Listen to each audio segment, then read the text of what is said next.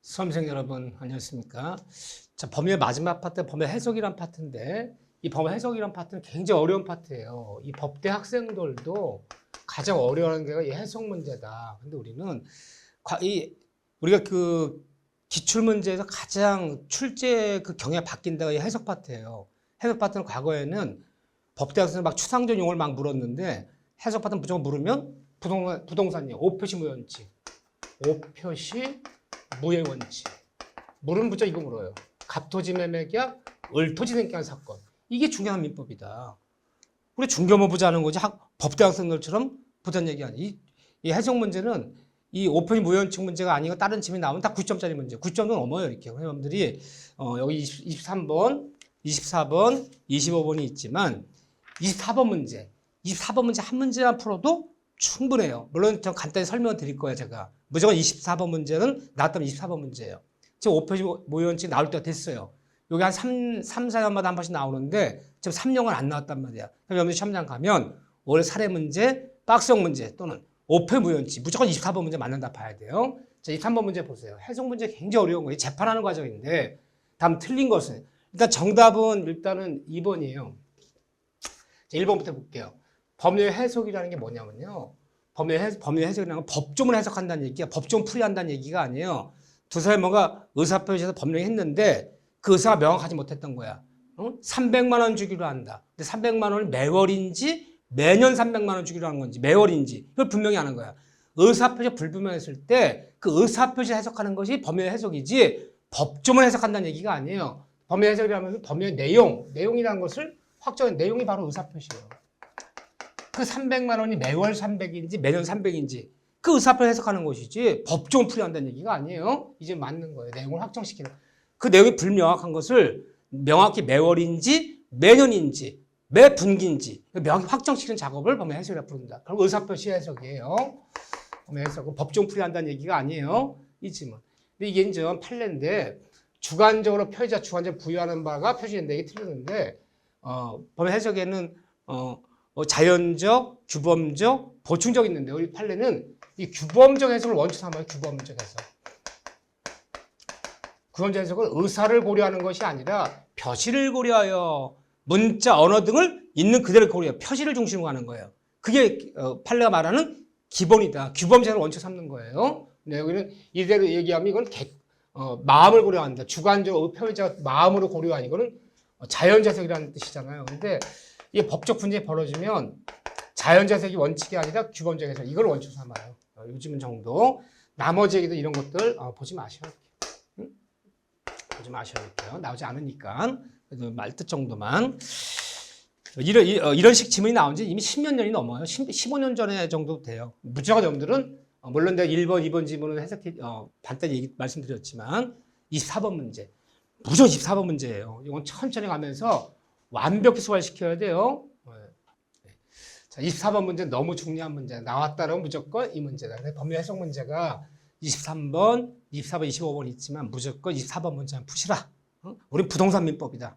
그냥 민법이 아니에요. 총칙이. 너무너무 중요한 문제죠. 수업 시간에도 너무너무 강조했고요.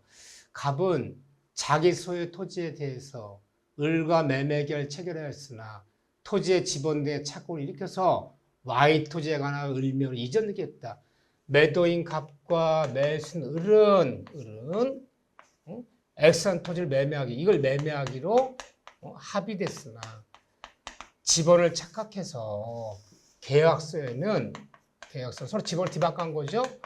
Y 토지라고 계약서를 표시했다. 기억나시죠?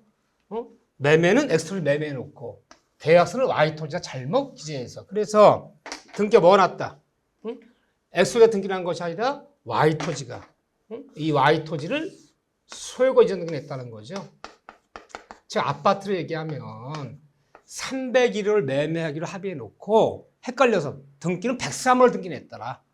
토지는 X 토지를 매매해 놓고 등기는 Y 토지를 등기한 사건. 오표시 무효원칙. 줄줄 나와야 돼. 이건 무조건요. 다음 중 옳은 것으로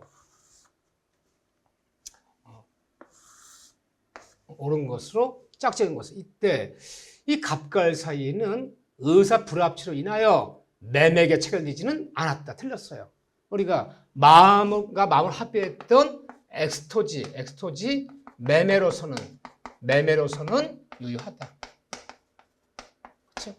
Y토지는 등기를 하더라도 이거 잘못난 등기야. 등기를 하더라도 이 등기는 무효예요. 효리가 없지만 네 마음과 내 마음이 일치했던 엑스토지 매매로서는 유효하다 그래야죠. 절대 안 하다 틀렸네. 자, 니은번에 보면요. 갑과 사이에 엑스토지에 관한 매매 계약은 성립했다. 마음과 마음 고려. 무슨 해석? 자연적 해석. 맞는 지문. 자, 디귿에 이 갑걸 사이에 Y토지에 관하여 매매 성립. Y토지는 등기 나더라도 뭐다? 무효다 그래야죠. 아니, 아파트 301호를 매매해서 301호가 등기나 유효한 거지. 매매는 301호를 매매를 하고 103을 등기 내버리면 등기 나더라도 다 무효거든요. 매매한 적 없잖아요. 이건 무효다 그래야죠. Y토지로는 등기 다 무효다 그래야죠. 틀렸네. 디귿에 이 Y토지에 대한 을명에서 이전 등기는 등기 나더라도 잘못 난 등기 때문에 이 등기는 나더라도 뭐다? 무효이다. 하나 등기라는 것은 그 등기에 일치하는 원인이 존재해야 되는 거야. Y토지 매매한 적 없잖아요. 원인이 존재하지 않은 등기 나더라도 무효이다. 응? 301호를 매매하면 301호가 등기 내야 유효한 거지. 매매는 301호를 매매해놓고 등기를 103을 등기 내버리면 그 103 매매한 적 없잖아요. 103은 등기 나더라도 무효이다. 오, 좋은 지문. 맞는 지문이네요. 자, 미음번에 갑은 Y토지에 관한 매각 의사표를 취소할. 자, 오pen 무효원칙에서는 차고원인으로 취소한다는 용어는 있을 수가 없는 거예요. 그러면 이게 만약에 Y토지가 취소할 수 있다 그러면요. 취소는 뭐 일단 유효해야지 취소를 하는 거잖아요. 처음부터 이 등기 무효예요. 무효로 취소한다면 없잖아요. 그러니까 취소 안 하면 Y토지는 유효하다는 뜻이잖아요. 지금요.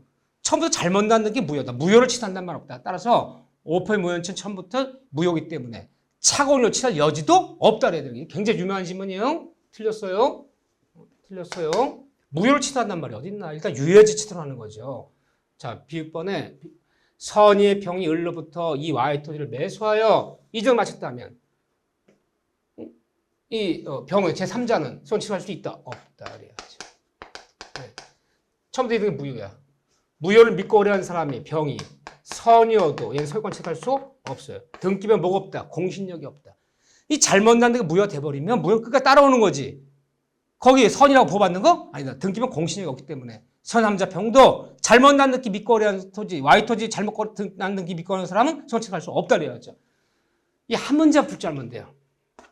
그러니까 맞는 지문은 뭐예요? 맞는 지문은 응? 니은, 니을. 정답 2번인데 나오면 무조건 이 문제예요. 나올 확률이 커요. 제가 굉장히 꼽는 예상이에요. 이 문제는 보면 돼. 자, 25문제 있지만 25문제는 너무 추상적 문제다. 우리는 부동산 민법이다. 이렇게 보셔야 돼. 자, 25문제 보세요. 이렇게 이런 게 95점짜리 문제야. 과거에는 한 1회부터 9지마다 한 20회 정도까지 이런 지문이 두세 번 나왔어요. 너무나 추상적, 법대학생들도 어려운 거예요. 그렇지만 물론 정답은 일단 3번이 틀렸어요. 틀린 게 중요한 게 아니라. 근데 여기서 여러분들 그래도 알아야 되는 지문, 1번 지문은 알아야 돼요. 이거 잘 나오는 지문이에요. 옆은 아니에요. 민법 때. 어떤 의사표시가 진리한 의사표시로서 어떤 무효라고. 무효라면 그 무효를 주장하는 자가 입증 증명팀이에요. 우리가 민법 배울 때 누가 입증할 것이냐. 밑도 없이 물어. 그러면 항상 주장자가. 뭘 주장한 사람이 입증해. 주장한 사람이 원고라 그러는 거야. 원고 입증하세요. 피고가 주장하는 거, 피고는 가만히 있었잖아요. 아, 민법 입증자 누가 지냐 그러면 항상 주장자가. 뭘 주장한 사람 스스로 입증하지 못하면 지는 거거든요. 입증 책임은 누가 진다? 주장자가. 요즘은 주장하는 사람이 뭐든지 입증해야 되는 거예요. 입증 못하면 지는 거예요. 그래서 입증 책임은 그러면 주장자가. 항상 그 말 기억해 주시고 오히려 그 질문 좀 많이 써먹고. 자, 그런 다음에 이 5번 판례 같은 건 굉장히 어려운 판례인데 한두 번 나왔어요. 과거에. 행위자와 하나는 명의자가 다른 경우 나가서 계약서 누가 썼느냐? 남편이 썼어. 남편이 다 합의하고 뭐 밀고 당기다가 다 계약은 남편이 맺었는데 그 매수인란에다는 부인 이름을 적었어요.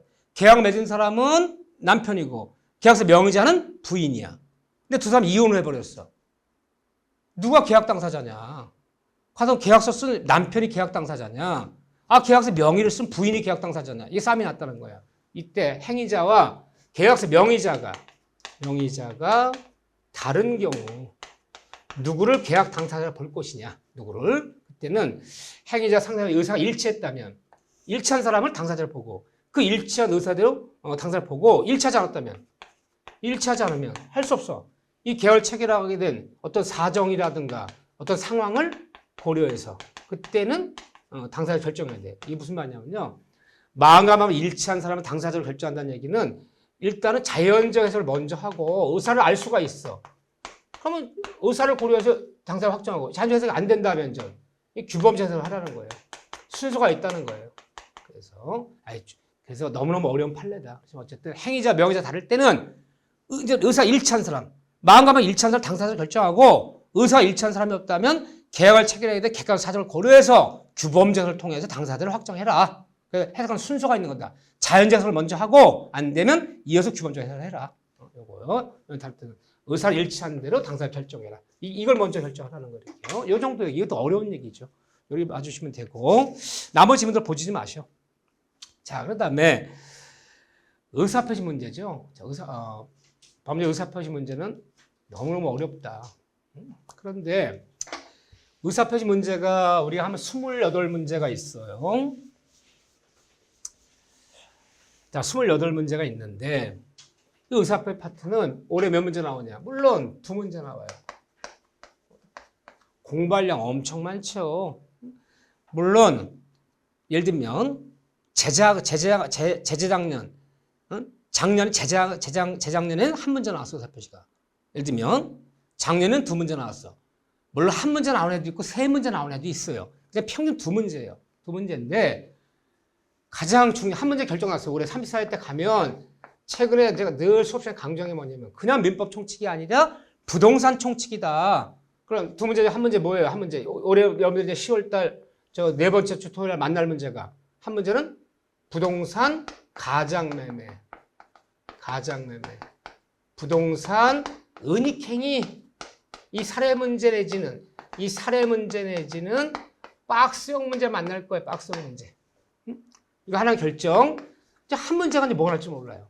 사기 요건이 나올지, 제3자 세강반이 나올지, 동기의 착오가 나올지, 의사표시의 효력 시점, 도달주의가 나올지.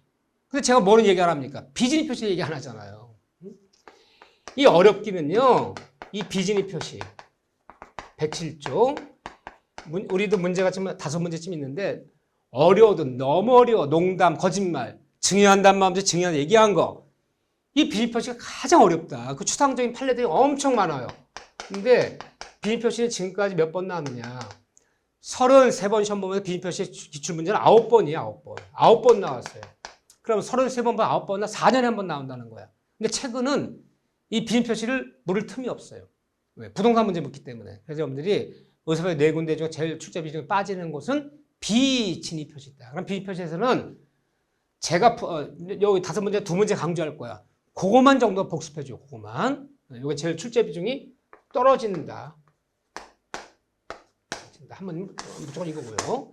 자, 그래서 바로 1번부터 들어가지만 이 비진입 표시, 진연의 의사표시, 농담, 거짓말이 굉장히 어려워요. 그렇지만 첫 번째 내가 2문제 모자랐잖아. 1번 문제는 중요한 거야. 이건 볼 줄 알아야 돼. 이 정도는.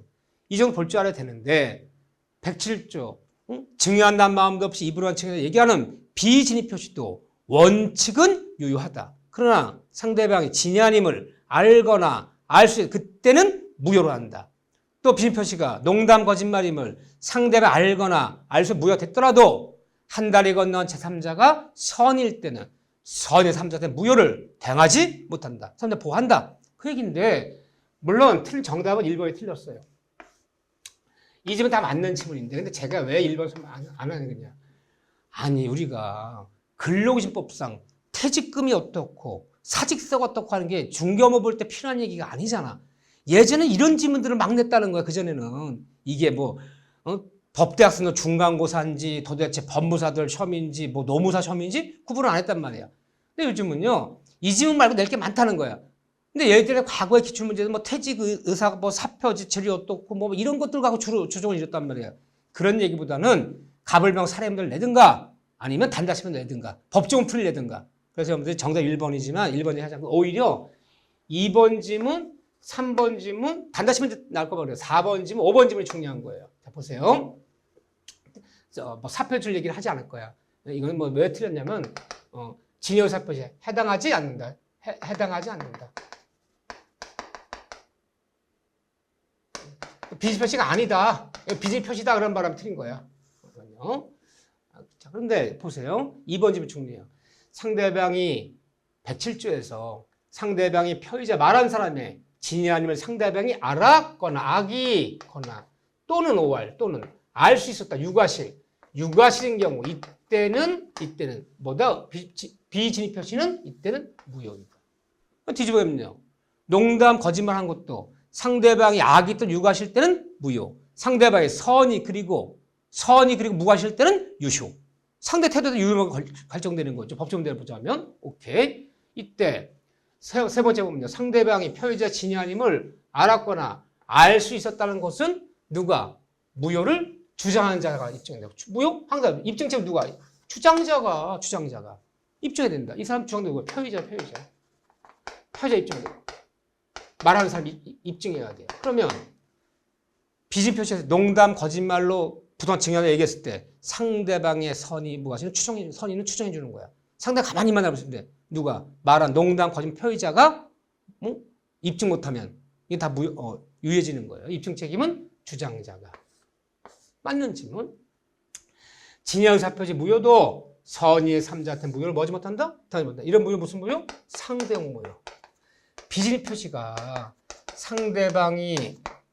상대방이 알거나 악이 또는 유가시 무효됐더라도 그 무효는 한 달이 건넌 3자 선의한테는 대항하지 못한다. 선삼자를 보호하는 무슨 무효? 선삼자를 보호하는 무효를 선삼자를 보호하는 무효를 우리는 무슨 무효인데? 상대용 무효라고 부르잖아요. 103조의 무효, 폭행의 무효, 강요복지 무효는 절대용 무효. 절대용 무효를 선삼자 보호하지 않는다. 비진 표시의 무효, 통제 무효는 상대용 무효. 선삼자의 무효를 주장하지 못하기 때문에 선삼자를 보호하면 상대용 무효. 선삼자를 보호하지 못하면 절대용 무효. 상대용 무효죠. 못한다. 맞잖아요. 근데 우리가 배운 107조, 비진입 표시, 108조, 통조 109조 착오, 여기 사기강박 이 네 가지를 우리 뭐라 불러요? 결함 있는 의사표시는 어디에는 적용이 없다. 신분행위에는 적용이 없어요. 적용 없다는 얘기는 뭡니까? 신분행위는 이 법조문을 따라가지 않아요. 또 어딘 적용? 공법행위에는 적용이 없어요. 적용 없다는 얘기는 신분행위와 공법행위 우리가 배운 107조, 108조, 109조, 190조를 따라가지 않는다. 법조문 적용하지 말아라. 신분행위, 공법상 행위는 적용되지 않는다. 법조문을 적용하지 않는다. 이걸 따라가지 않는다. 여기뿐 다 적용되지 않는 거죠. 이것뿐 아니라 오히려 이런 지문들이 어렵지 않지만 이런 지문들이 오히려 단자시문 낸단 말이에요. 이런 지문들 이렇게 내지 않으면 보세요. 자, 2번 지문부터 2번, 3번 계속 나오는 지문이 과거에 사법고시 뭐 기출문제처럼 또 옛날에 20회 이전에는 말장난 같은 걸 내서 말장난을 무슨 뭐 진이란 무슨 뜻이냐 뭐 해서 난리가 났어요. 그전엔요. 자, 요즘 나는 제 말은 비진표시가 최근에 27회 때 한 번 나왔고 작년 3회 때 한 문제 나왔다는 게 아니라 3회 때 통점수 비교하면서 두 지문이 나왔어요. 작년에. 근데 이렇게 말장난 같은 2번, 3번 지문을 안 낸다는 거예요. 완전요. 근데 보세요. 그래도 우리가 좀 알아야 되는 건 있어요. 2번 문제 와보세요. 여기서 보면 난 이런 지문 필요 없다는 거예요. 이런 지문. 예전에 한번 나왔다는 지문이지만 이런 거 3번 같은 지문. 이게 말장난이야, 이거. 무슨 소리인지 몰라, 이거요. 그렇지만 여러분들 꼭 알아요. 판례. 1번 판례야. 당연히 알아야죠. 1번 판례. 너무나 중요한 얘기예요. 좀 고급스러운 지문이지만 어려운 지문이죠. 보세요. 대리인의 진위가 본인의 의익이나 의사에 반하여 자기 또는 3자 이익을 위한 배신적인 것을 상대가 알거나 알 수 있다면 민법 107조 1항 단서를 유추 적용하여 무슨 말이에요? 대리인이 무슨 행위한 거야?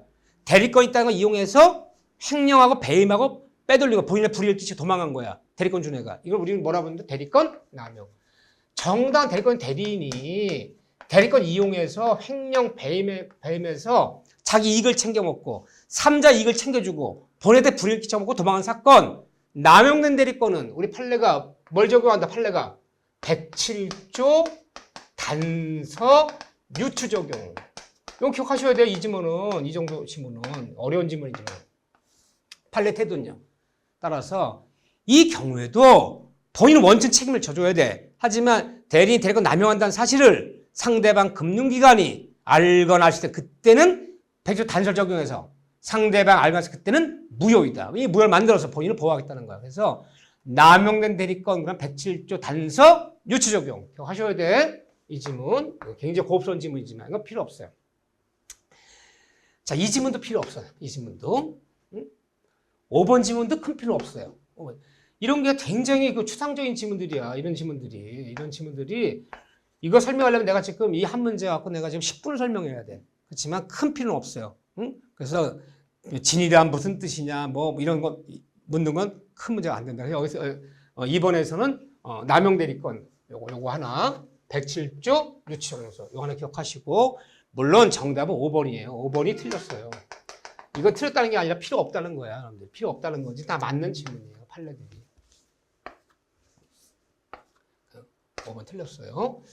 자, 그래서 비밀표시가 의사표에서 그전에는 가장 어려웠어요. 나왔다는 무서운지 몰라. 거의 뭐 90점, 85점, 9점 많은 사람들 계속 찍어요. 이렇게. 자, 이 얘기는 어쨌든 정답은 조금 1번 지문 잘 봐주시고 정답 5번이지만 자, 3번 문제 보세요. 물론 문제마다 하나씩 판례들 하나씩 기억할 것들은 있어요. 자, 3번에는 판례 세 지문이 참 중요해요. 3번 문제 와보세요. 사표액이 계속 나와요. 사표액이 보지마. 뭔 소리인지 몰라요. 자, 그런데 2번 지문 굉장히 중요한 거죠. 법정 풀이잖아요. 2번 지문 잘 봐보세요. 자, 전형적 비밀표시의 문제 이 지문이에요. 갑은 증여의 의사도 없이 금반지를 을에게 주었고 이게 비밀표시잖아요. 준다는 마음도 없이 너 가져 줬고 상대방 을은 이게 상대방이잖아요.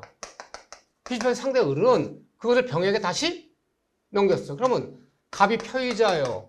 을은 상대방이요. 병은 제3자한테 넘어갔네. 제3자까지 지금 금반지가 넘어갔어요. 농담 삼으면 금반지를 매겼는데 이때 상대방 을이 선이 무과실이라면 얘는 난 몰랐다.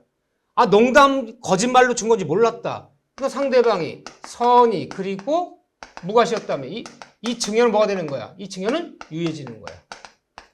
그렇잖아요. 비밀표시도 상대방의 선이 무과실 때는 유효하다. 유효졌다면은 다음 사람 병은요. 병은 제3자죠. 병은 선인지 악인지를 논할 필요 없어. 모두 다 이 금화 속을 치가는 거야. 뭐예요? 승계치득.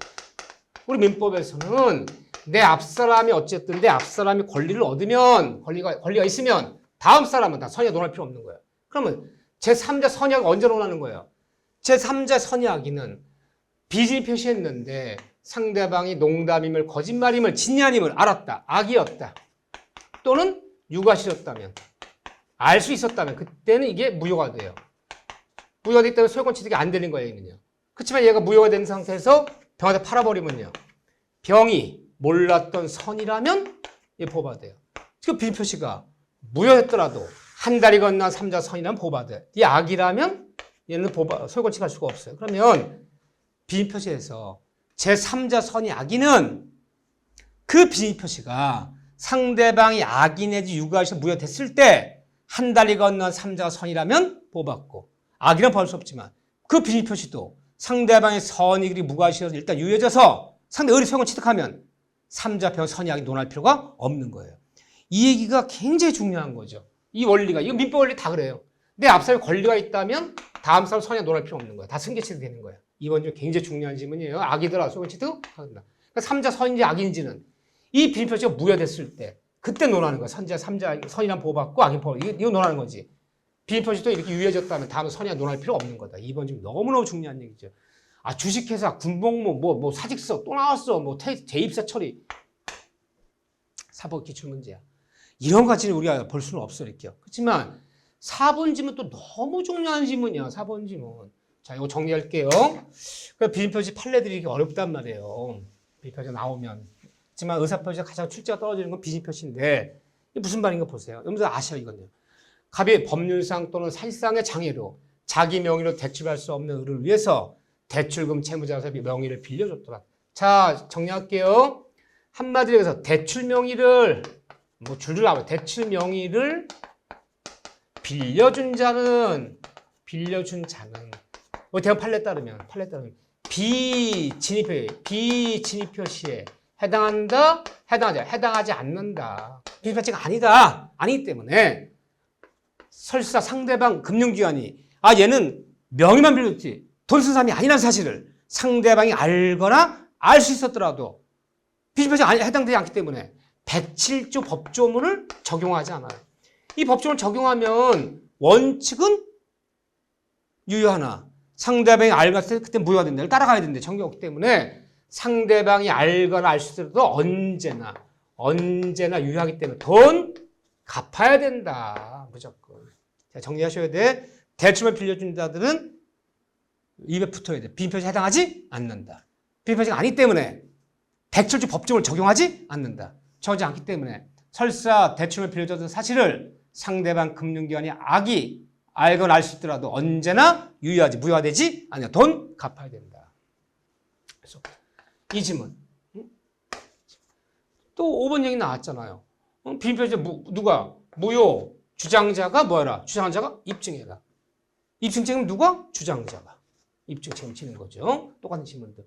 그래서 자 정답은 물론 정답은 1번이 틀렸어요. 1번이 정답이죠. 정답이 중요한 게 아니라 2번 지문 4번 지문, 5번 지문 본 거니까.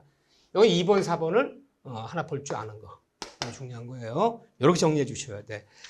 자, 이렇게 봐주시고. 자, 그 다음에 4번이요. 그래요. 비진표시, 저는 만약에 비진표시가 3년 내지 4년 정도, 3, 4년에 한 번쯤 나올 수도 있다. 또 통전표시 물으면서 서로 비교 문제가 나올 수도 있다. 그렇지만 나온다면, 요즘 문제가 나온다고 뭐냐. 하나만 고르자면 4번 문제 저는. 비인표 문제 5문제가 있는데 한 문제만 골라보시오 선생님이 그러면 4번이다. 이런 출제 경향이 그래요. 이런 스타일. 그렇지만 요런 간단한 사례를 풀 줄 아는 거. 이거 맞춰도 70점 넘어요. 75점 정도 실력 돼야 돼 이거요. 보세요. 이렇게 나온다. 임대인 갑은 임차인 을에 대해서 증여 의사도 없이 준다는 의사도 없이 임차물을 무상으로 주겠다. 의사표시했어요. 야, 너 쓰고 있는 건물 너 가져. 거짓말로 농담 삼아서 마음에도 없이 라고 말했다. 상대방 을은 그 물건을 빌렸을 물건 을에게 병이 양도했다. 갑이 농담 삼아서 증여한다 얘기해서 증여할 마음도 증여한다 얘기했어요. 근데 이거 증여한 것을 다시 병한테 넘겨버렸다. 표의자, 상대방, 제 3자 나왔죠. 다음 설명 중 옳은 것은 이때 상대방 을이 악인 때는 병은 소액을 취득할 수 없다. 이 말하면 안 되지. 병이 얘가 악이어서 이것이 아까 본 얘기예요. 무효였더라도 한 달이 건너간 제3자가 선이라면 취득하고 악이라면 선이 악을 나눠야 되는 거지. 선이 3자는 보 봤잖아요. 악에 무효된 경우도. 이렇게 말하면 틀리는 거지. 이때 을이 선이라면 과실이 있어도 안 돼요. 상대방 을이 선이 그리고 무과실인 때 그때만 이 증여가 유효해지는 거예요. 항상 민법 배울 때 그리고 붙은 건 다 써야 되는 거야. 둘 다 갖춰야 되는 거야. 선이라도 유과실이면 이건 무효가 되는 거야. 그러니까 또는이란 말을 써서 악이 또는 유과실 또는 오할은요. 또는 둘 중 하나만 쓰면 돼. 근데 그리고 자가 붙으면요. 선이라도 유과실이라면 이건 소원취득이 안 돼요. 이건 무효가 되는 거야. 선이 그리고 무과실 때만 유효한 거예요. 따라서 틀린 얘기야. 엔드 자가 붙으면 반드시 갖춰야 되는 거야. 엔드 자는 이거 반드시 그리고 둘 다 갖춰야 돼. 둘 다. 그때만 유효한 거야. 그때만 주의하셔야 돼. 선이 그리고 무과실 때만 유효한 거예요. 그럴 때만 소원 취득되는 거 틀렸어요. 이때 이렇게 들어가야 돼. 상대가 2번은 틀렸고 해서 한 번에 맞는 거야. 상대가 선이 콤마 찍고 이게 엔드 그리고 무과실 둘 다 갖춰야 돼. 그때는 을이 소유권 취득한다. 이거 맞았죠.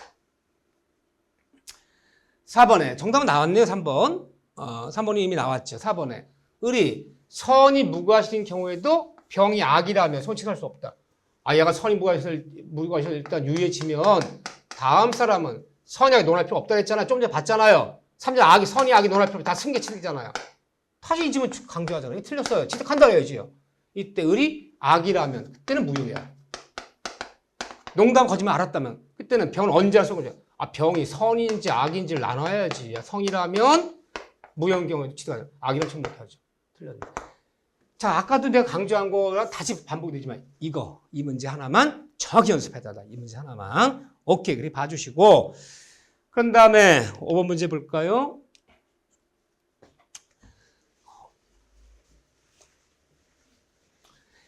자, 5번 문제 보시죠. 요게 기출지문이에요. 기출문제인데 정확히 32회 때 기출문제예요. 32회 때 기출문제인데 전 이런 문제 좋다 보는 거예요. 비즈니스 표시만 자체만 뭐 추상적인 퇴직금이 어떻고 퇴직 뭐 어떻고 뭐 진이란 무슨 뜻이냐 이렇게 추상적 묻는 게 아니라 비교할 잖아 법조문을. 이 107조와 비즈니스 표시와 108 통조 표시를 비교하는 거. 보세요. 1번에 진이 아닌 의사 표시는 비즈니스 표시는 표의자 진이 아님에 대해 상대방과 합의가 없다는 점에서 허위 표시야. 108조. 통조 표시를 허위 표시라 불러. 이거와 관련된 허위 표시는 합의가 있어야 돼. 혼자 한 번 더 짜고 해야 돼. 근데 비즈니스 표시는 나 혼자 하는 거야. 없다는 점에서 그런데 맞는지 뭐. 나 혼자 하면 비즈니. 누구랑 합의하야 하면 둘이 짜고 하면 합의하야 짜고 하면 통정. 맞네요. 두 번째.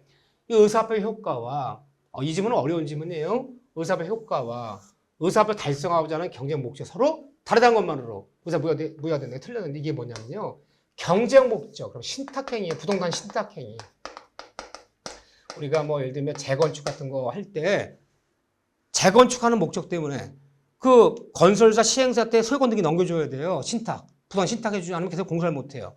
그죠? 진짜 소유권 넘겨준 거 아니잖아요. 어느 경쟁 목적 때문에 실제 소유권 넘기다는 마음도 없이 소유권 넘긴 게 아니고 공사라고 쓰라고 하는 거 지금요. 이건 신탁 목적은 유효한 거예요.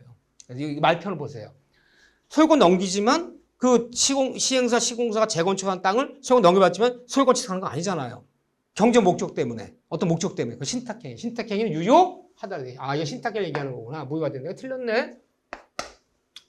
통조표시 무효는 무과실인 제3자에 대항할 수 없으며. 응? 틀렸어요. 아니죠. 자, 여기서 보면 틀렸네 이것도요. 무과실 요건이 아니잖아요. 선의만 갖추면 되잖아요. 그러니까 우리가 비진이, 통정, 착오사의 무효치서는 선의 3자한테 대항하지 못한다. 3자는 선의만 갖추면 되는데 무과실은 논할 필요 없는 거야. 무과실 요건이 아니에요. 무과실에 대해서 어쩌고 저쩌고 이러면 안 되는 거지. 선의만 갖추면 되는 거지. 무과실은 논하지 않는다. 다 똑같아. 비진이건 통정이건요. 틀렸네. 네 번 통조표시 당사자에는 원칙 유효하다. 틀렸지. 통조표시는 부당 가장매매 짠 당사자끼리는 언제나 무효이다. 가장매매는 무효이다. 통조표시는 무효다 그래야죠. 당사자끼리는. 통조 108조 틀렸네. 5번에 통조표시에 의한 소비대차. 소비대차 돈 빌리는 게야. 돈 빌리는 게야. 쌀 빌리는 게야. 돈을 빌리거나 쌀을 빌리는 거야. 통조표시에 의한 소비대차에 발생한 가짜 채권이야. 너한테 이렇게 1억 빌린 것처럼 꾸미자. 이게 통조표시잖아. 가장행위. 남 속이기 위해서. 이런 가장채권을 감리한 자는 통일무효 대항 법안의 3자가 될 수 있다 그래야죠. 뭐 감리는 아무 뜻 아니지만 우리가 말하는 제3자란 가장매매 무효는 통조무효는 제3자 대항하지 못한다. 가장행위가 이뤄진 이후에 통조표시 이뤄진 후에 새로 들어온 사람은 압류건 가압류 잡은 사람이건 저당 잡은 사람이건 양수인이건 가장행위가 이뤄진 이후에 새로운 범위가 들어온 사람들은 다 법안 3자에 포함되는 거예요. 해당된다 그래야지 될 수 없다 아니 있다 그래야죠. 좀 말이 어려웠죠. 여기서 여러분들이 말이 좀 이 문제 어려웠던 문제예요 지금요. 좀 잘 봐주세요. 조금씩 그래도 이해되는 데까지 한번 보려 노력하셔야 돼. 잘한 다음에 다시 한번 5번 문제는 뭐 기출문제였지만 제가 볼 땐 굉장히 썩 그렇게 좋은 지문들은 아닌 게 좀 어려운 지문에 생각해요. 신탁행위는 잘 모르죠. 이것도 뭘 썼는지 잘 모르죠. 그렇죠? 이게 31회 때 기출문제였는데 32회 때 기출문제였는데 그 당시도 굉장히 좀 어려웠던 문제에 속해요. 이 정도 문제 탁탁 맞추면 75점 이상 들어가는 점수에 이렇게 중상위권 이상이라는 거죠. 자, 그렇지만 이 문제보다는 요즘에 그 기출문제 평균 난이도는 오히려 5번보다는 6번 문제 정도가 더 많아요. 이게 더 좋은 문제예요. 물론 기출문제였지만 문제는 이게 더 좋아요. 자, 6번 문제 볼까? 6번 문제 체크, 동그라미, 별표. 자, 이 정도 문제 봐달라. 반드시 문제에서. 자, 108조 통정 허위 표시. 통정 허위 표시는 부동산 가장 매매는 짠 당사자끼리는 언제나 무효이다. 하지만 한 달에는 선의 3대 무효를 대항하지 못한다. 자, 이 얘기인데 108조 통정 표시에 의한 법률행위도 채권자 취소권의 대상이 오케이. 짜고 빼돌렸을 때 이때 가장 양도인의 채권자가 보호받는 권리를 채권자 취소권 108조에서 채권자 취소권, 103조 가담권유한 이중매매, 가담권유한 이중매매에서 제일 매수인이 보호받는 권리는 채권자 대위권, 여기는 대위권. 통조표시에서 보호받는 권리는 채권자 취소권. 용어 구분하자. 대위권과 취소권 차이점을 설명할 필요는 없어. 어제 108조에서 채권자들이 빼돌린 사실 알았다면 보호받는 권리는 채권자 취소권. 취소권 반드시 소송으로 행사하라. 이중매매에서 제일 매수인이 보호받는 권리는 채권자 대위권. 학자들이 용어를 중요시 여겨요, 용어를. 자, 맞는 지문. 두 번째. 통조표시에 의해서 급부한 자는 상대방에게 그 반환을 청구할 수 있다. 짠 것은 불법이 아니기 때문에 우리가 배웠던 통조표시는 불법 원인 급여에 해당하지 않는다. 여기 해당되면 반환 청구 안 돼. 해당하지 않기 때문에 가장 양도인은 빼돌리는 부동산. 가장 양도 쫓아가서 반환 청구할 수 있다 없다? 있다. 좋은 질문. 이거 1번 질문, 2번 질문. 고급스러운 질문이에요. 3번 질문.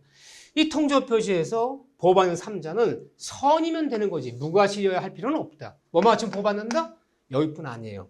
비진이, 통정, 차고, 세강박은 모두 선의의 3자 보정 있는데 3자는 선이 맞추면 되지. 무과실 요건이 아니다. 다 똑같이 하는 거예요. 네 번째. 이 통조표시에 의한 매수인으로부터 부동산을 취득한 3자는 이런 간전 3자예요. 가장 매매에서 빼돌려놨는데 가장 양수의 매수로 다시 이전받은 3자는 허위 무료 보호받기 위해서는 자신의 선임을 스스로 증명해야 돼. 틀렸네요. 3자 선임은 추정해줍니다. 3자 스스로 선임 입증하는 거 아니다. 누가 입증해야 돼? 가장 양도인이 3자 악이 입증하지 못하면 통과되는 거지. 3자 선임은 추정한 사람이 입증하는 거 아니잖아요. 틀렸네. 5번에 통조표시에서 외형상 형태 법률관계를 토대로 새로이 법률과 이해 맺은 사람은 3자를 우리가 선이라고 부르는 거예요. 가장행위가 이뤄진 이후에 가장매매에서 가장양수업에 이전 느끼가 내놨어요.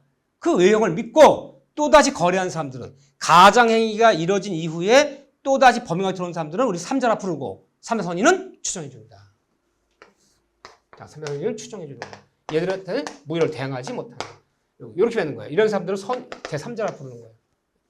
그래서 가장행위가 이뤄진 이후에 그 외형을 믿고 또다시 그 후에 나중에 범에 들어오는 사람들은 우리 3자라 부르고 3자 선의는 추정해준다. 걔들을 보호받는다. 가장행위 악이 입증하지 못하면. 자, 이런 얘기들. 6번 얘기. 자, 그 문제 좋았고 7번 문제는 굉장히 어려워요. 같은 그 통조표시도 최근 통조표시는 30회, 31회, 32회, 33회 4년 연속 나왔어요. 4년 연속 나왔는데 33회까지 3년 연속 나왔어요. 여러분 시험에서도 통조표시 나올 거야. 부동산 가장매매. 응? 부동산 민법이기 때문에. 자, 6번 문제가 좋은 문제였고 7번 문제는 좀 우리한테는 좀 벅찬 지문이 좀 있어요. 그렇지만 7번도 정답을 먼저 보자면요. 정답은 5번이야. 5번 틀렸어요. 근데 5번 지문 이거 반드시 우리가 봐야 돼요. 5번 지문. 1번 지문 봐야 돼요. 응? 그렇죠? 3번 지문도 봐야 돼요. 하지만 3번 지문은 필요 없다는 거야. 여러분들이 파산관제인이 어떻고 파산이 어떻고 이거 파산관제인 누구냐 파산관제인 선이냐 악이냐 이거 설명하다는 10분 20분 가도 설명 못해요. 왜? 우리가 파산법이 시험 범위가 아니기 때문에 파산관제인이 어쩌고 그러면 누굴 얘기하는지도 몰라요. 이 지문 그냥 젖히시고 제가 보던 지문 자 1번 지문 굉장히 자주 나오는 기출지문이야. 강제 집행을 면할 목적으로 소유 명의를 신탁하는 경우는 불법행위에 해당한다고 할 수는 없다. 무슨 말이요? 불법행위 이꼴 103조 위반. 같은 말로 봐요. 103조 위반이라면 불법행위 103조 위반이 아니라면 불법행위는 아니다 그래야 되는 거야.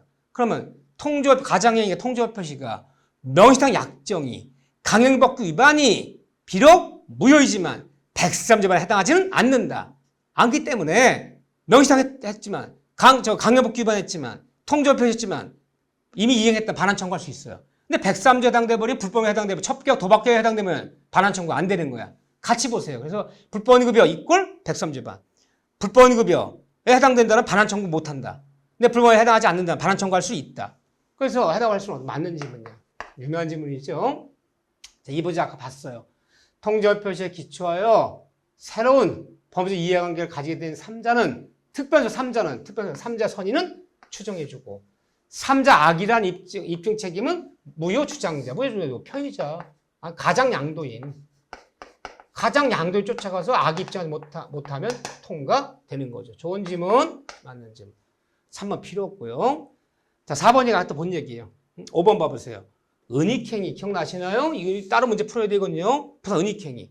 아버지가 아들한테 실제는 증여하는데 증여를 감추기 위해서 매명적 꾸미는 거, 증여세를 포탈하기 위해서 매명적 가져가는 거. 부동산 은닉행위. 은닉행위는 유효하다. 은닉행위는 통잡에 구별되는 거죠. 숨겨진 은닉행위. 증여는 유효하다 그래야죠. 숨겨진 은닉행위는 유효하지. 무효가 아니잖아요. 틀렸잖아요. 자, 이건 이 다음에 문제 개별적으로 하나 문제 풀어볼 거예요, 따로. 그래서 제가 체크한 거, 여러분들이 항상 출제가 그래요. 여러분들 시험장 가면 몇 지문 만나느냐? 40문제, 4, 50, 200지문 만나. 200지문 중에서 한 10개 정도 지문은 듣도 보도 못한 뭐 파산관제인이 어쩌고저쩌고 뭐 아까처럼 이런 거 나와요. 그거 무시하세요. 정답 고르지 마세요. 맞는 거고 틀린 거 고르든 그냥 그건 고르지 말고 나머지 사지선다해서 고르세요. 항상 그런 거. 왜? 그런 거 지문 안 넣어버리면 어느 문제 백견이 난리가 나, 어느 출판사에 나온 문제랑 똑같다느니 뭐 이거 난리가 나니까 일부러 문제를 만들어. 일부러 문제를 만들지만 그게 정답 되는 경우도 있어요. 있지만 드물어요. 여러분들이 그냥 모르는 집은 있는 법이야. 그러면 다음번에는 다시 이제 교과서들이 그거를 다시 또 반영해서 집어넣어. 그럼 새로 시험 보면 또 모르는 집은 처음 보는 집이 또 나와. 그럼 자꾸 교과서 두꺼워지는 거예요. 그래서요. 하지만 그런 거 신경 쓰지 말자. 봐주시고. 오케이. 요 지문은 볼 줄 알아야 돼. 내가 체크한 지문만 볼 줄 알면 돼요. 자, 물론 정답은 5번이 틀렸어요. 자, 그런 다음에 8번 문제 와보세요.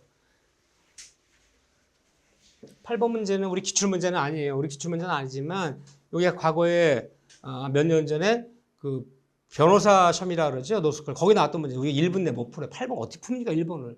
응? 지금 지문이 몇 개예요? 지문이 8개인가 그래요. 지문도 어려워. 우리가 완전 이렇게 긴 지문이 나오지는 않는데 그래도 너무 이거 1분 내에 어떻게 풉니까 이게. 굉장히 어려운 문제. 90 점수 따지자면 95점 넘는 지문이에요. 지문의 길이도 장문이고 문제 지문도 굉장히 어려워. 그러니까 이런 정도 문제 나오겠느냐? 나와요.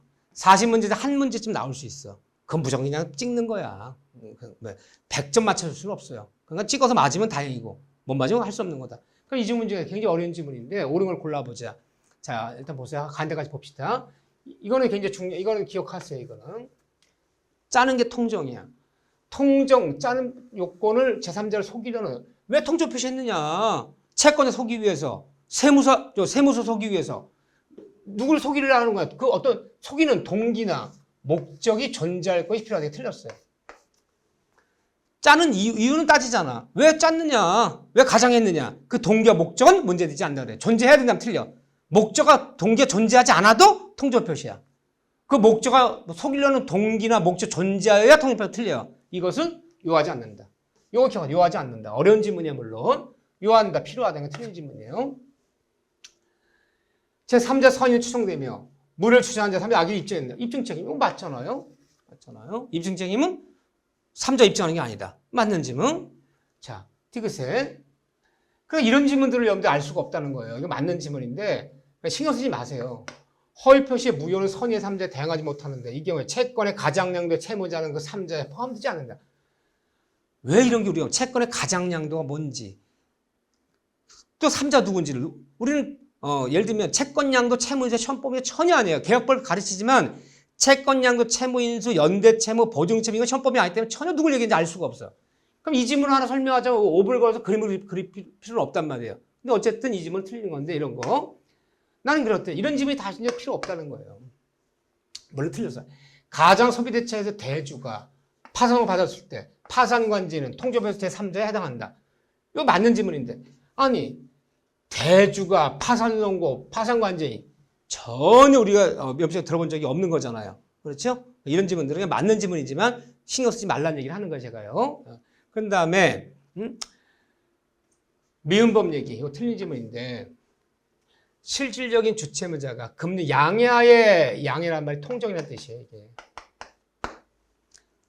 짰다는 양해하에 합의하에 양해 이꼴 통정 이꼴 합의 다 같은 말이에요. 짠 거야. 금융기간 짜고 이 소리야, 짜고. 형식상 어쩌고저쩌고 한 사람은 통계부에 해당한다 그래야지. 짰잖아요. 해당하지 않는다가 아니라 해당한다 그래야 돼요. 이건 틀린 지문이에요, 요 지문. 그 다음에 비읍번 지문도 신경 쓸 지문이 아니야. 그럼 여러분들이 제가 이제 그러면 시옷 지문은 이제 판례예요. 자, 봐보세요. 그럼 제가 강조한 게 뭐냐? 혹시 그래도 운전 금융기관 양해하에 한 것은 이것은 통정 허위 표시예요. 양이란 말이 나오면 표시에 해당합니다. 그럼 요 지문 굳이 말하자면 우리 여러분들 아는 거야. 근데 1번 좀 어렵지만 1번 지문 이거 하나 그래도 기억해 두시고 동기나 목적 필요하잖아요. 이거는 우리가 아는 거고요. 3대 선의는 추정해 준다. 그 다음에 우리가 봐드릴 게 시옷번 지문이야. 세 지문만 챙기자는 거야. 세 지문만. 응? 자, 특별한 사정 없는 한 동거하는 부부간에 토지를 매도하고 이전 등에 준 거. 부부간에 가족간에 부부간에 또는 부모 자식간에 부자 이뤄진 토지 매매는 뭐라 봐요? 가장행위라 봐요. 추정에 타당하다. 그래서 가족끼리 부동산 거래한 것은 다 특별한 통정 표시로 봐요. 아니면 추정한다. 가족 간에는 가장매매 통정 표시로 추정한다. 이 세 지문만 보시라는 거예요. 뭐 이렇게 나오면 그건 뭐 선생님 나도 어렵지. 1분 내에 어떻게 풉니까? 지문들도 어렵고 시험법이 아닌 지문들 많고. 자, 우리 봐주시고. 자, 그런 다음에 9번 문제 볼까요? 이 9번 문제도 이게 과거의 그 스타일이야. 이런 문제 나오면 우리 거의 틀었다 봐야 돼요. 우리가 통지어 표시가 지금은 제가 맨날 강조하는 부동산 가장매매, 부동산 은닉행, 부동산 민법이라고 규정을 했어. 하지만 과거에는 원래는 어떤 시험이든 통지어 표시 그러면 3자가 누구냐. 이게 굉장히 중요한 문제였어. 모든 그 민법 우리가 보는 시험이 아니잖아. 법무사 시험도 다 보잖아요. 그거 늘 물었던데 우리한테는 무리해 이제는요. 그래서 9번 문제는 우리한테는 이제 나올 확률이 거의 없는 문제가 돼버렸어요. 많이 나왔다. 안 나온다는 거 없잖아. 그럼 찍는 거야, 이런 거는. 그거 왜 찍어야 되냐 보세요. 허위 표시에 기초하여. 이거 부동산 얘기가 아니에요, 지금요. 새로운 법무사 이해관계를 맺은 자, 즉 3자 해당하지 않는 사람은, 해당하는 사람은. 그럼 보세요. 물론 정답은 5번이 틀렸어. 이해되는 데까지 보자고요. 보반 3자 누구냐? 가장매매 매수인으로부터. 가장매매 부동 빼돌려놨어.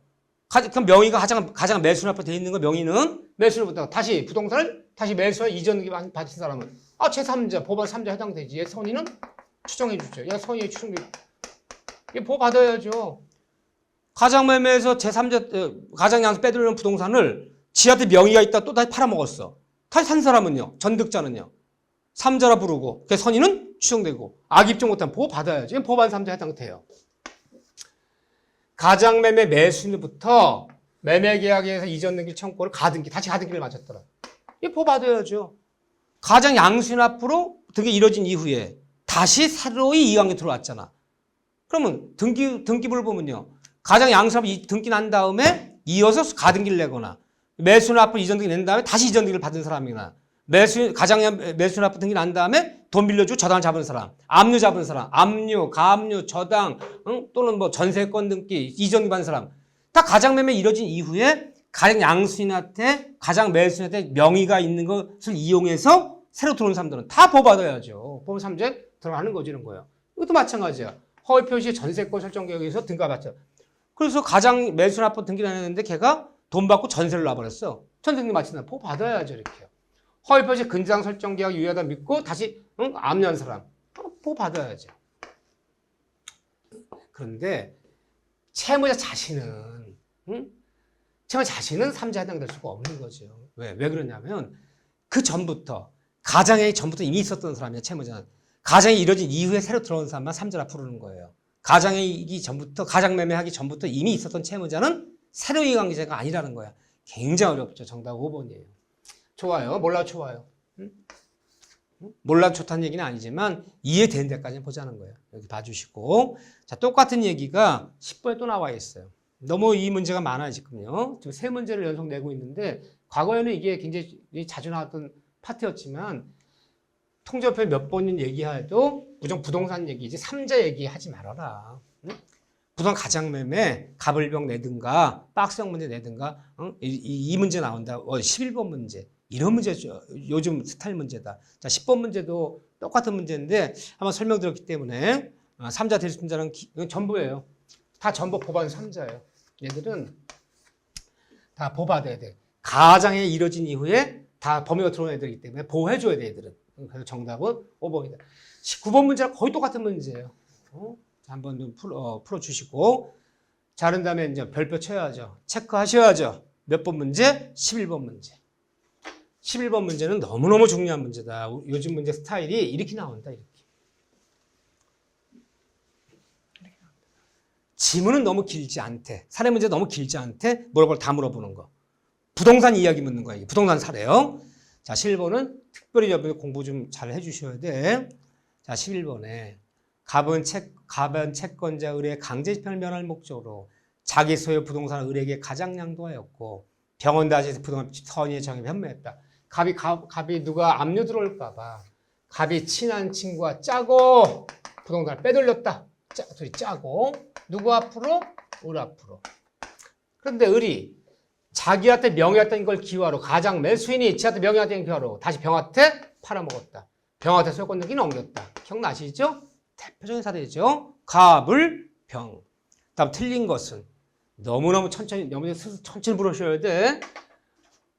이 경우에 을은 누구야? 가장 양수인 을은 정에게 소유권 이전 느끼에 말소를 청구할 수는 없다. 맞아요? 틀려. 맞아요. 지가 빼돌려놓고 지가 가서 말소를 청구할 수는 없어요. 말소는 얘가 요구해야 돼. 얘만이. 응? 맞는 짐은 두 번째 이때 갑은 정에게 무효를 주장할 수는 없다. 왜 없는 거예요? 병이 있고 지금 다시 여기가 있네. 죄송해요. 전까지 나갔네. 전까지. 병이 나왔고 다시 선의의 정에게 넘겼어요. 전전매가 나왔어요. 여기 나가 있어요. 이때 정의 무효를 쳐서 왜? 얘 선이잖아. 얘도 제3자, 얘도 제3자야. 민법의 사람은 얘는 사자, 오자가 아니야. 너와 나, 갑과 을은 당사자. 당사 아닌 사람은요. 병이건 정이건 다 3자. 선의의 3자 때 무효를 주장하지 못한다. 보호받아야죠. 응? 맞는 짐은 갑은 병에게 불법 책임을 물을 수는 있다. 맞아요? 틀려요? 자, 보세요. 병에게 가장 양도했다. 아니에요. 죄송해요. 갑은 을의 강제편을 면, 이게 제가 잘못했구나. 이러니까 이게 좀 문제가 됐구나. 죄송해요. 다시 볼게요. 네, 문제를 빨리 읽는다고 지금. 자, 갑은 의리한 사람 채권자가 압류 들어올까봐. 얘가 압류 들어올까봐. 이 부동산을 누구한테? 병한테 빼돌렸어요. 얘 채권자네. 이렇게요. 죄송해요. 이때, 을은, 응? 얘 됐죠. 말청할 수. 근데 병이 누구야? 병은 다시 그 부동산을 누구한테? 정한테 넘겨버렸다. 이렇게 들어가야 되네. 이렇게요. 정한테 넘겨버렸다. 정이 선의의 3자예요. 선의의 3자 무효를 대항하지 못하잖아요. 그렇지, 다 맞죠? 이때 갑은 병에 쫓아가서 너 남의 땅 팔아먹었잖아. 너 땅값 내놔. 물을 수 있다 없다? 있다. 얘한테 부동산 반환이라고 할 수 없지만 팔아먹은 얘한테 쫓아가서 너 불법행위. 남의 땅 팔아먹자. 땅값 내놔라. 부당반환 청구하거나 저는 물을 수 있다 없다? 있다. 땅은 못 찾아도 돈은 달라고 요구할 수 있다. 갑은 병에게 부당반환 행사할 수 있다. 맞는지. 이때 정의, 선3자가 정의, 갑의 가장의 무효를 주장할 수는 있다 없다. 선의의 3자가 무효를 주장하는 것은 된다 안 된다? 무방하다. 이게 대하지 못하는 말이잖아요. 갑과 병이 쫓아가서 무효를 주장할 수 없지만 선의의 3자체가 무효를 주장하는 것은 무방한 거. 이게 대항하지 못한다는 의미잖아요. 근데 없다가 아니라 있다 그래야죠. 뭐 틀렸죠? 너무너무 좋은 문제야. 왜? 우리한테는 뭘 물어도 부동산 얘기를 묻고 그 이해를 정확히 하는가. 이게 요즘 문제들의 하이라이트. 대부분 이 문제들 이렇게 구성하려고 노력을 하죠. 이렇게요. 자, 이렇게 봐주시고 그 다음에 12번 문제 볼까요? 12번 문제. 자, 여기까지 통절 표시 문제죠. 똑같은 문제예요. 똑같은 문제. 자, 12번 봐보세요. 갑과 을이 서로 통정하여 갑소의 주택 을에게 매도하는 계약을 허위로 작성했다. 이제 맞. 그래도 을이 이제 가장 양수인 을은 자기 채무를 담보하기 위해서 아무것도 모르는 채권병에게 자기 거인 것처럼 해서 저다 잡아줬다.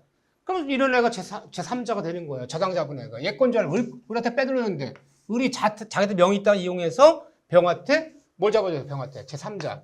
병한테 저당을 잡아준 거야. 저당. 그럼 얘가 이제 3자가 되는 거예요. 좀 약간 응용한 거예요. 다음 중 옳은 것을 골라보자. 그럼 병이 3자. 갑이 을한테 빼돌린 부동산을 을이 매수인이 자기한테 명의 있다 이용해서 병한테 저당을 잡아준 거예요. 돈 갚을 거 있는 걸 갖고. 다음 틀린 것은 이때 병은 자 12번에 병은 자신의 저당권이 유효한 것임을 저번에 추정할 수 있다. 있다. 제3자 선의는 추정해 주는 것이잖아요. 맞네 이건요. 이때 을은 과연 양수인 을은 병에 대해 저당 등기 말소를 적법 청구할 수 있다. 안 되죠. 얘는 보호받아야죠. 병이라는 애는. 세 번째, 갑은 을에 대해서 갑과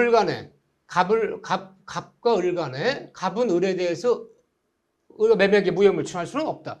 요게 오타네요. 을병간에 그래야지. 을병간에. 요게 갑을 간에가 아니라 갑은 을에 대해서 너와 병 사이에 야 인간아 너랑 얘랑 거래했잖아. 이 저당 설정 이거 무효야. 추정할 수 있으면 안 되지. 병은 보호받아야 되잖아요. 제3자 선의는 추정해주고 3자는 보호받아야 되지. 저당권 유효한 거예요. 여기 고쳐야 되네. 여기 갑병간이랑 갑은 을에 대해서 을과 병간에 니네 둘 간에 이 거래행위가 무혐의 추정할 수는 없다. 맞는 지문이죠. 없다. 가서 뭐 얘기해? 갑은 을에 대해서 갑을 간 매매하게 무혐의를 추정할 수는 없다. 이게 잘못됐네. 아니야. 이거 오타 아니네요. 약간 좀 헷갈렸네. 가장매매잖아요, 둘이. 이 가장매매는 무효예요. 가장매매 무효는 당연히 추정할 수 있죠. 추정할 수 있다 그래야죠. 야, 이 진짜 매매 아니잖아. 가장매매 무효야. 추정할 수 있다 그래야죠. 제가 착각했는데 이거 오타 아니에요. 통지업 표시는 당사자끼 무효이다. 무효는 누구든 추정할 수 있는 게 무효다. 선의 3자한테는 추정 못하는 거지. 갑이건 을이건 무효는 서로 추정할 수 있는 거야. 너랑 나랑 매매 진짜 매매 아니지 않느냐. 무효다. 추정할 수 있다. 맞는 질문이에요. 없다가 아니라 있다 그래야 되네. 틀렸네요. 4번에 갑은 을을 대리를 내세워 병의 저당권 무혐의를 적법하게 추정할 수는 있다. 대리가 아니잖아. 대리입니까? 가장 양수인이. 갑은 병의 저당권 무혐의를 적법하게 추정할 수 있다. 이것도 틀렸죠. 병이 모르는 병한테 선이잖아. 선이한테는 주장할 수가 없다 그래야죠. 다 똑같은 질문이야. 근데 요 약간 좀 12번 문제 약간 억지스러운 면이 좀 있어요. 약간 좀 말장난 같은. 그러면 이 많은 문제 중에서 딱 한 문제만 고르자면 11번 문제 가장 중요한 문제가 11번 문제 통접 표시에서 그 문제가 가장 중요했고 하나 더 보자 그러면 6번 문제. 통접 표시 나온다 봐야 돼요. 6번과 11번을 중심으로 여러분들 정리를 하셔야 돼. 너무 추상적인 얘기 하지 말고. 자, 여기까지 풀고 13번 문제는 다음 시간부터 또 이어서 풀도록 하겠습니다. 자, 여러분 수고하셨습니다.